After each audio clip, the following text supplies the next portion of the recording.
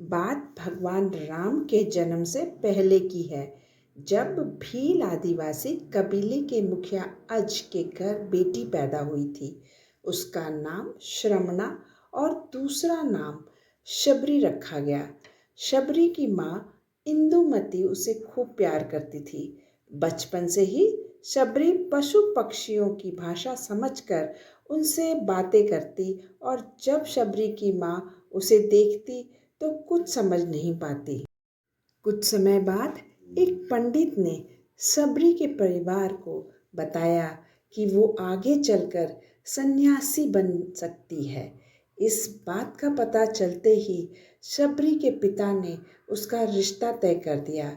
जैसे ही शादी का दिन नज़दीक आया, शबरी के घर वालों ने खूब सारी बकरियां और अन्य जानवर घर के पास लाकर बांध दिए। एक दिन शबरी की माँ जब उसके बाल बना रही थी तो उसने माँ से पूछा, इतने सारे जानवर हमारे घर क्यों आए हैं? माँ ने जवाब दिया, बेटी, तुम्हारा विवाह होने वाला है, इसलिए हम लोगों ने इनका इंतजाम बलि के लिए किया है।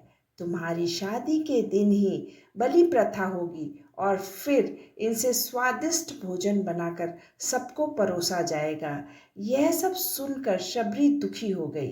काफी देर तक शबरी ने उन जानवरों को आजाद करने के बारे में सोचा। सोचते शबरी के मन में हुआ कि अगर ये जानवर यहाँ नहीं होंगे तो इनकी बलि रुक सकती है। ऐसा नहीं हुआ तो मेरे घर से कहीं चले जाने पर ही यह बलि रुकेगी। जब मैं ही नहीं रहूँगी तब ना विवाह होगा और ना ही बलि प्रथा। इससे मासूम जानवर बच जाएंगे। इसी सोच के साथ जानवरों को रखी गई जगह पर शबरी पहुंची। उसने सोचा कि इन्हें खोल देती हूँ, लेकिन वो ऐसा नहीं कर पाई। उसके बाद शबरी जंगल की तरफ भागने लगी। भागते भागते शबरी ऋषिमुख पर्वत पहुंच गई। वहाँ करीब 10,000 ऋषि रहा करते थे। शबरी को लगा कि वो भी इसी जंगल में किसी तरह ऋषि मुनि की सेवा करके अपना जीवन जी लेगी। वो चुपचाप उसी जंगल में एक हिस्से में किसी तरह से रहने लगी। शबरी रोजाना ऋषि मुनियों की झोपड़ी के आगे झाड़ू लगाती और हवन के लिए लकड़ियां भी लाकर रख देती। ऋषि मुनियों को समझ नहीं आ रहा था कि जंगल में उनके काम अपने आप कैसे हो रहे हैं। एक दिन शबरी को किसी ऋषि ने देख लिया। उसे देखते ही उसका परिचय पूछा। जैसे ही शबरी ने बताया कि वो भील आदिवासी परिवार से संबंध रखती है तो उसे ऋषियों ने खूब डांट लगाई।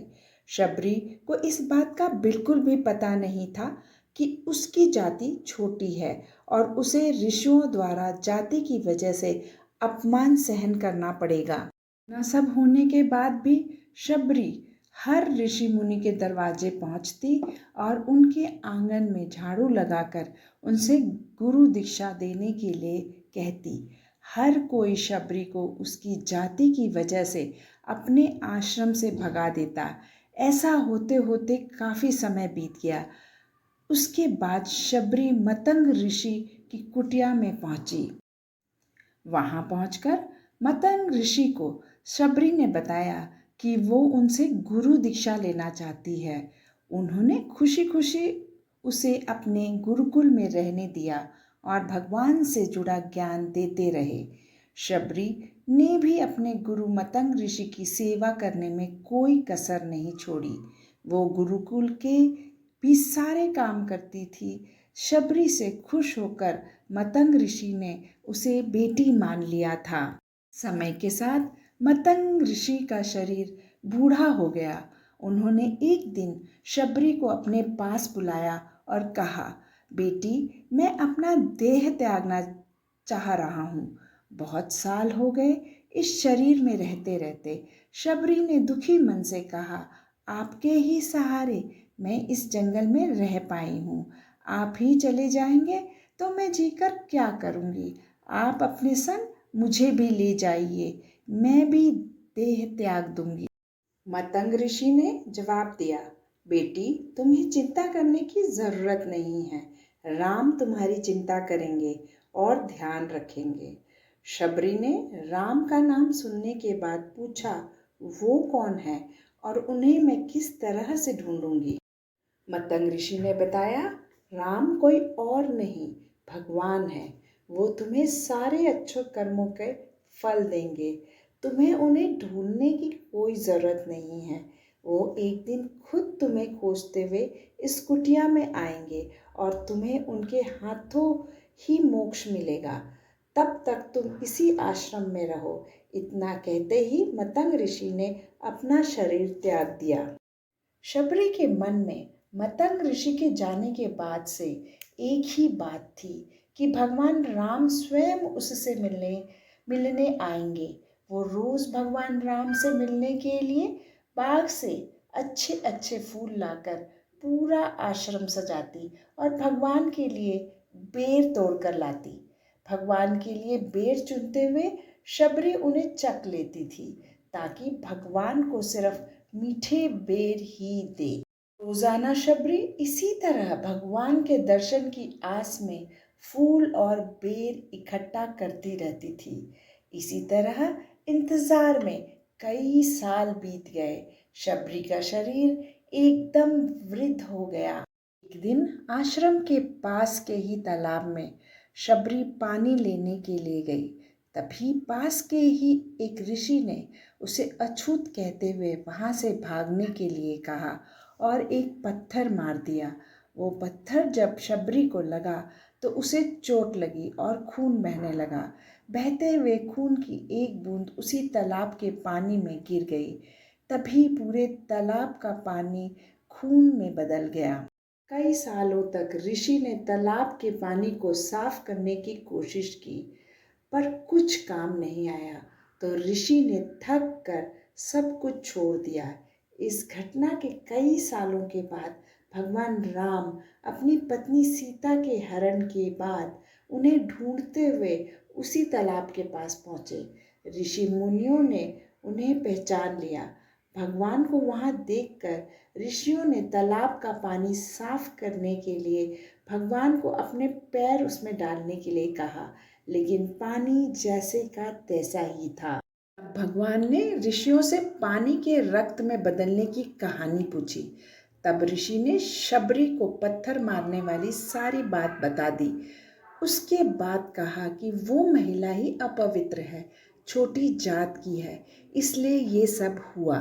उसी वक्त भगवान राम ने कहा, ये सब आप लोगों के खराब वचनों से हुआ है। शबरी को इस तरह के शब्द बोलकर आप लोगों ने उसे नहीं बल्कि मेरे दिल को घायल किया है।